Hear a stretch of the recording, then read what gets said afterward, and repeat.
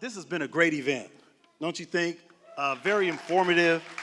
Great job, Green Trike. Great job, Farron. Um, just wonderful being here. I asked to have this moved over actually because I needed to put the paper down because I come from a long line of pastors.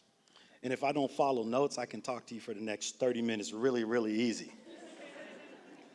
So it's good following you guys, man, because our topic today is edutainment. Now, how many out here know what edutainment is? Not that many. Okay. Well, edutainment is a term. It's actually not a new term. It's been around as early as 1954 while Disney used it. And it's simple as just education and entertainment combined. Edutainment. In our organization, we use edutainment to educate kids. So in each project that we create, we strive to integrate into every project to make sure it is impact-driven, outcome-focused, and designed for a specific purpose. See, most kids and adults view education and learning as work, something we have to do that has no entertainment value at all. And then once we're finished with that class or course, we move on. But see, I view, and you may agree, that education and retaining what you learn is a conscious activity. And then entertainment is more free and sinks in more through your subconscious. Yet, the retention is just the same. But then I would argue that education and retention is even higher. So the entertainment part of it, I think kids retain more entertainment value than they do from just simple education. So let's start with something simple like ABCs. We all learned our ABCs when we were young. A, B, C, D, E, F, G, that's through song, right? Same with counting. My son, 3 years old, he comes home, sings a song. 1, 2, 3, 4, 5. Once I caught a fish alive, 6, 7, 8, 9, 10, then I let it go again. But if you were teaching, because it bit my finger so, and if you ask him which finger did it bite, he's a little bad boy. He shows me the wrong finger. So I told him he had to stop that, but he thinks it's really funny. But anyway, what I'm saying is you look at that short 10 seconds, and if you're teaching a kid numbers, but within that song, what all did they get? They had to learn their numbers, they have vocabulary words, and then they also learned rhythm. So all that is included in edutainment. But there's also an unfair advantage to what has been taught as of late, and things have changed. And so until the wide acceptance of the internet, streaming platforms, and social media, the majority of edutainment was developed by non-minorities who believed they knew the best methods to educate all children, which is just as silly as Garth Brooks telling Jennifer Hudson how to sing gospel. Both of them were great singers, but their content resonates with different audiences. Why is this an unfair advantage? Because the medium was confusing. What do you mean the medium? The music was confusing. If you didn't grow up listening to country music in your home, and then you hear it for the first time, your brain has to then attach to figuring that out before you get the words that are behind it. But this is the way that kids were being taught over and over again with folk music, all the educational songs, folk music, soft rock, and things like that.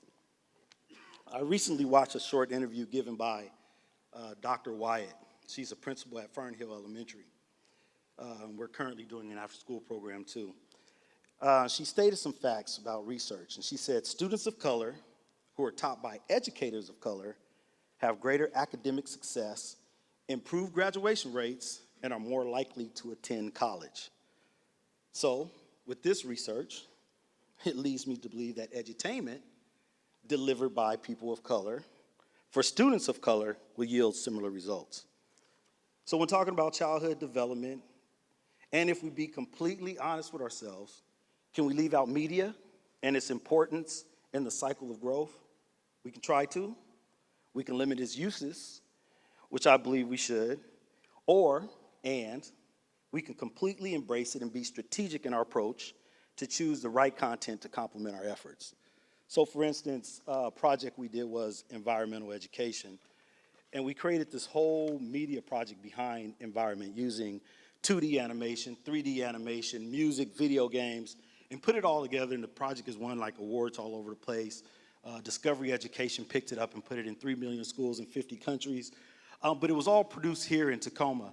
But it was just showing the importance of how we can take education and media and combine them together.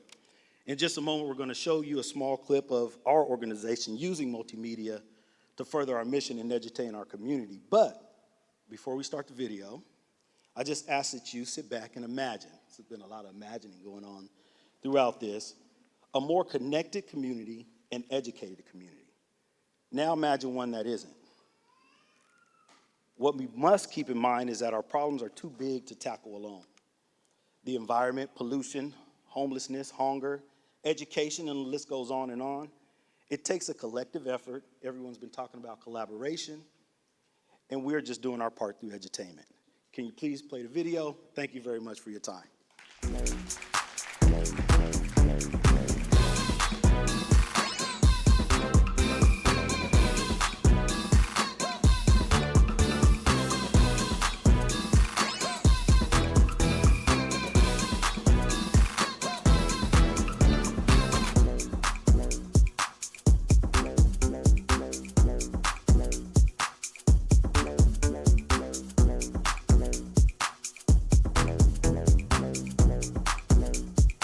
Again, Y-T-A, that's 3. Where does Hannah go to school? How old is she? Where does she go to school? And hopefully you'll be able to do the same thing too.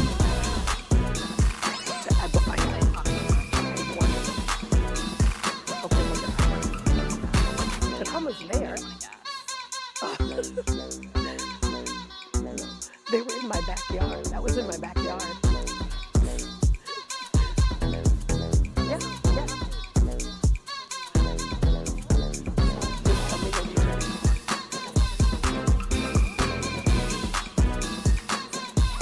She teleported right into my kitchen. Crazy, right?